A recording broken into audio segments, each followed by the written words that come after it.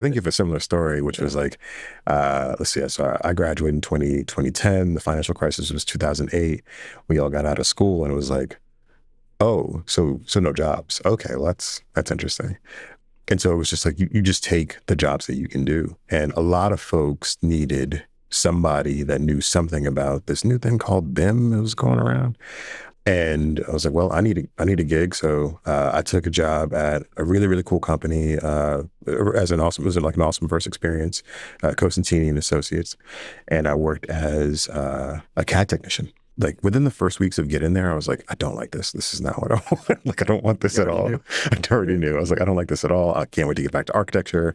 I want to be, designing. I want to be designing. I want like narrative and so on. And then I met this really, really awesome guy. His name's Michael Trachtenberg. He was the CAD manager at the time for Cosentini.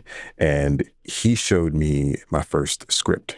And so up until then, like software was this sort of like esoteric thing outside of me that other people did that I didn't really know what it was. And then I realized, oh, it's just instructions. It's literally you just giving the computer instructions.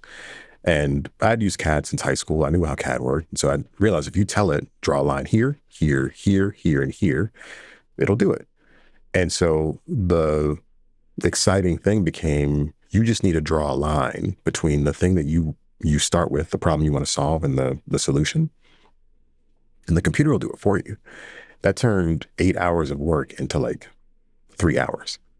And suddenly I was just doing all the work that was required of me in like less than a morning, Mm. which meant I had a ton of free time. And I was like, I want more of this. So I started learning software. I still smile when I think about the first time I wrote code because it was like, shit, that worked. Like that really, like Yeah. it did it. This is so cool.